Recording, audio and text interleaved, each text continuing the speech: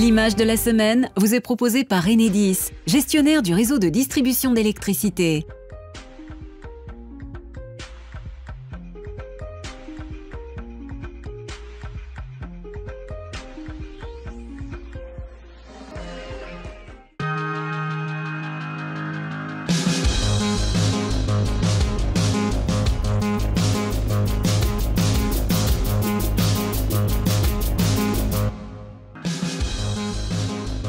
Le portrait de son enfant posé à côté de lui. Éric Moreno espère que justice lui sera enfin rendue 2 ans après l'accident qui a coûté la vie à sa fille Anne-Laure, 28 ans, fauchée par une voiture folle dans le 6e arrondissement de Lyon. Le procès du conducteur s'est ouvert aujourd'hui au tribunal correctionnel. Je vais être replongé dans l'absence de ma fille. Et ça fait 2 ans, vous savez, ça se résume à peu de mots. Le matin, quand je me lève, je pense à ma fille. Et quand je me couche ce soir, je pense à ma fille. Et il n'y a pas une heure sans que je pense à elle. Tous les événements de la vie font que vous pensez à votre enfant. Et j'espère que ce qu'elle aurait voulu, en tout cas, c'est que le résultat de ce procès corresponde à ce qu'elle était. Elle était tournée vers les autres. L'accident s'est donc déroulé le 23 octobre 2016 à l'angle du cours Vuitton et de la rue Garibaldi. Le chauffard conduisait sous l'emprise de l'alcool et du cannabis. Il roulait aussi à plus de 100 km/h et avait grillé plusieurs feux rouges. La défense devra faire son travail. Bien sûr, il faut être professionnel. Mais sauf à m'expliquer véritablement pourquoi il y a des circonstances atténuantes, moi j'en vois pas. À partir du moment où il n'y a pas de circonstances atténuantes, pourquoi ne pas appliquer le maximum de la peine? 10 ans, c'est 10 ans. Si c'était un homicide volontaire, s'il était requalifié, on irait sur les 20 ans. La balance de la justice, elle est quand même déséquilibrée et pas en notre faveur. Donc ce que j'attends, c'est que véritablement la justice juge. On vient d'apprendre que le procureur avait requis 8 ans de prison à l'encontre du conducteur, 1 contre l'un des passagers. Alors ce sont des enfants qui sont nés avec une agénésie transverse, comme si le bras avait été coupé, sauf que ça s'est passé dans le ventre de leur mère. Elle est celle par qui l'affaire a été révélée au grand public. Emmanuelle Amar, épidémiologiste lyonnaise, semble enfin avoir été entendue.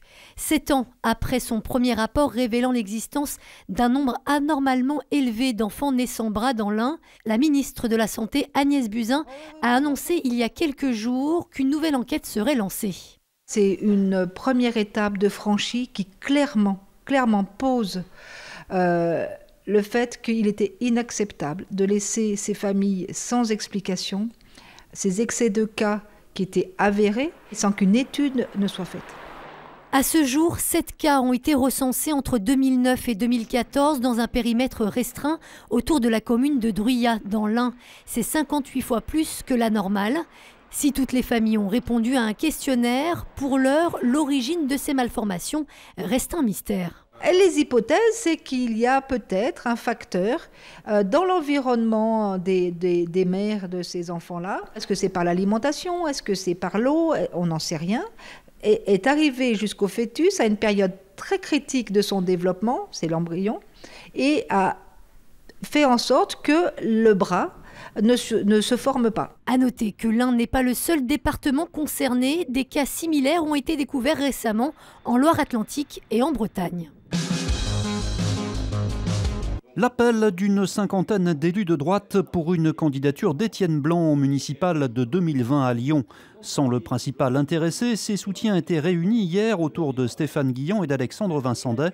Face à Gérard Collomb, Étienne Blanc souffrirait sans doute d'un déficit de notoriété, mais ce n'est pas un problème, selon le chef de l'opposition LR à l'Hôtel de Ville. Effectivement, si le candidat était connu avant l'élection, ce serait beaucoup plus facile. Maintenant, nous n'avons pas aujourd'hui en stock et en catalogue un candidat qui soit aussi connu que Gérard Collomb. À un moment, il faudra faire 100. Étienne Blanc est quand même vice-président, premier vice-président de la région depuis 2 ans, chargé des finances. C'est aujourd'hui, au dire de tout le monde, une des régions les mieux gérées de France. Le nouveau président de la Fédération LR du Rhône prône l'union autour d'Étienne Blanc. Nous avons souvent perdu Lyon à cause des bisbilles internes, à cause des discussions d'arrière-cuisine, à cause des vieilles rancœurs recuites. Je pense qu'il faut faire table rase du passé. Il y avait pourtant un grand absent sur la photo hier, le maire d'hiver droite du 6e arrondissement, Pascal Blache, dont on ignore encore s'il pourrait être candidat. Étienne Blanc, lui, devrait se déclarer officiellement d'ici la fin de cette semaine. À noter qu'il sera l'invité de TLM dans Face à Face, jeudi à 19h. Rappelons-leur que nous sommes prêts à défendre l'honneur du gendarme Myriam Sakri, harcelé, menacé, décédé. Meurtre ou suicide? 7 ans après, les doutes subsistent encore sur la mort du gendarme Myriam Sakri, dont le corps sans vie avait été retrouvé avec une balle dans le foie dans une caserne à Lyon. Menée par l'IGGN, l'enquête avait conduit à un suicide pour cause personnelle. Mais sa famille et ses proches refusent d'y croire. Ils étaient réunis cet après-midi devant le tribunal de grande instance pour demander la réouverture d'une enquête indépendante. Moi, j'ai eu ma sœur 3 jours avant sa mort. Elle était tout à fait combative. C'était quelqu'un qui ne lâchait pas l'affaire. Et ça, ils l'ont senti très rapidement. Donc, ils l'ont éliminée le plus rapidement possible. C'est ce que je pense. Elle nous avait bien dit qu'elle avait du lourd. Donc, on aimerait récupérer ses affaires pour pouvoir voir ce qu'elle nous a laissé. Et puis de là, bien sûr, réouvrir le dossier. Absolument. Selon l'avocat de la famille, de nombreux éléments tendent à prouver le manque d'indépendance et d'impartialité de l'enquête. Ce décès, à l'évidence, et on peut déjà l'affirmer aujourd'hui, n'était pas un décès pour des raisons personnelles. Ce décès n'est lié qu'à des raisons professionnelles. Et aujourd'hui, il est temps pour la justice française, après 7 ans, on dit que c'est l'âge de raison, de réexaminer, de réétudier, de reprendre cette instruction à la faveur d'un élément nouveau que nous sommes en train de préparer, que nous formaliserons prochainement et que nous remettrons entre les mains du procureur de la République de Lyon. Ça pose le problème, une fois pour toutes, de la fonction. La fonction d'un enseignant, c'est aussi d'encadrer, c'est aussi d'interdire, c'est aussi de dire non. Il n'a pas su dire non, réquisitoire sévère, 2 ans de prison dont un ferme hier dans le procès du professeur qui encadrait des lycéens lyonnais lors de l'avalanche des Deux Alpes en 2016, qui avait coûté la vie à 2 d'entre eux. Son manque d'autorité lorsqu'il aurait fallu interdire aux jeunes d'emprunter la piste fermée a été pointé à l'audience, l'enseignant qui a demandé pardon aux familles. Cette attitude a été en demi-teinte, à la fois une reconnaissance de culpabilité qui était plutôt positive, et puis l'explication que cette faute de surveillance, d'accompagnement aurait été essentiellement due à le fait qu'il n'était pas tout à fait en forme à cause des neuroleptiques qui étaient liés à une dépression. L'avocat de la famille de Thelma, une des jeunes victimes, s'interroge aussi sur d'autres responsabilités. La responsabilité pouvait aussi, d'une certaine façon, peser sur le rectorat qui, finalement, aujourd'hui, a beau jeu de dire que peut-être cet enseignant n'était pas aussi apte que ça, mais qui finalement, pendant toutes ces années, l'a validé dans ses choix. Le jugement a été mis en délibéré au 4 décembre. Je serai candidat pour conduire les listes de rassemblement de la droite et du centre à Lyon. Le bruit courait depuis quelques semaines, surtout depuis le retour de Gérard Collomb. Étienne Blanc officialise aujourd'hui sur le plateau de TLM sa candidature pour la prochaine élection municipale à Lyon. Le premier vice-président Les Républicains à la région abandonne donc sa mairie de Divonne-les-Bains qu'il dirigeait pourtant depuis 27 ans. Pourquoi vouloir changer ? Passer à une autre Parce qu'il y a un enjeu considérable sur la première métropole de France et sur la deuxième ville de France. Et cet enjeu, il est passionnant. Et que si aujourd'hui, on me dit, finalement, tu peux apporter ta contribution à la réunion de cette grande famille de la droite et du centre, je le fais bien volontiers. Réfutant l'étiquette de parachuté, Étienne Blanc, qui est né à Givors, dit s'appuyer sur des élus locaux. Quant à Laurent Wauquiez, dont il est proche, il préfère aujourd'hui prendre un peu de distance. Laurent Wauquiez ne m'a ni encouragé, ni découragé. Lui, c'est lui, il a son style, il a sa personnalité, et moi, c'est moi, ça n'a échappé à personne. J'ai pas tout à fait la même, mais je le redis. J'ai pour lui beaucoup d'affection et j'ai même de l'admiration. Étienne Blanc se donne pour mission de rassembler la droite qui, depuis 20 ans, n'a eu de cesse de se diviser à Lyon. Je pense que ce qui a fait échouer à la fois Michel Avare et à la fois Dominique Perben, c'est ça. Ce sont ces divisions et ces querelles. Moi, je vais m'attacher à ça. C'est assez simple.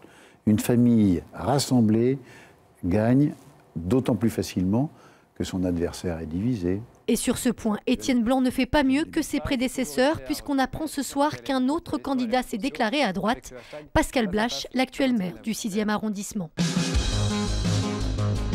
J'ai prévenu le proviseur, l'équipe éducative et j'ai fait des rapports et ils disaient que c'était du ressenti. Cette enseignante du lycée professionnel Tony Garnier à Bron témoigne aujourd'hui des insultes racistes dont elle a été victime de la part de certains de ses élèves.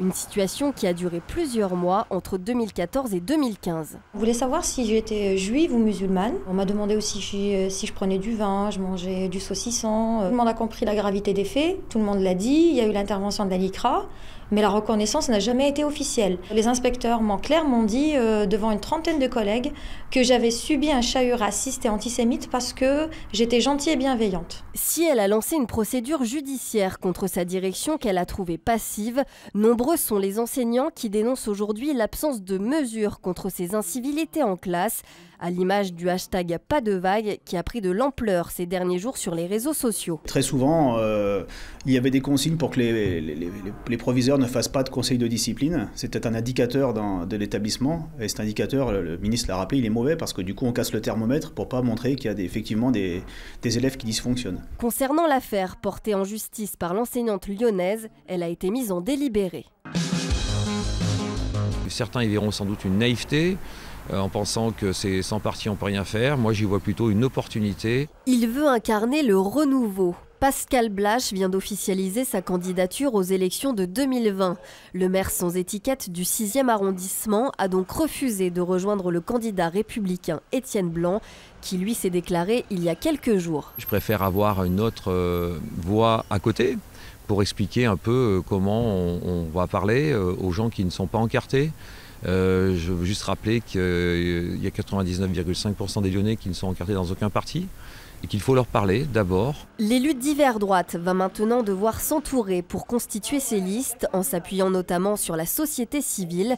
Certains parlent aussi d'un possible ticket avec Denis Broliquier, maire centriste du 2e arrondissement. Et moi aujourd'hui je peux parler avec tout le monde, hein, c'est ce que je dis, j'ai pas de dogme, j'ai rien, je veux juste parler avec les gens qui partagent cet avis, cette vision. Bien évidemment, moi je parle avec Denis Broliquier, aujourd'hui je lui demande pas de me rejoindre ou lui-même de me rejoindre, on avance, on a du temps, la base de la discussion est lancée.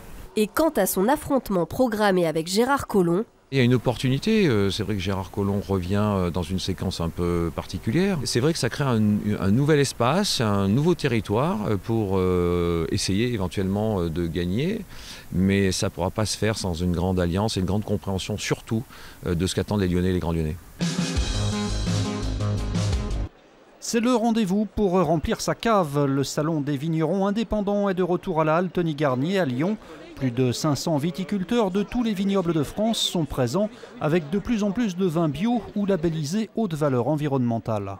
De plus en plus, les domaines sont sur des cultures raisonnées, donc avec une réflexion sur quels produits on va utiliser, comment et en fonction des conditions climatiques. Donc je pense qu'il y a une réelle évolution. Oui. Culture raisonnée, c'est-à-dire qu'on va limiter les traitements et on va choisir les meilleures fenêtres pour procéder avec l'utilisation de moins de produits et parfois utilisation de produits bio quand les conditions le permettent. Le salon des vignerons indépendants, c'est jusqu'à lundi à consommer avec modération.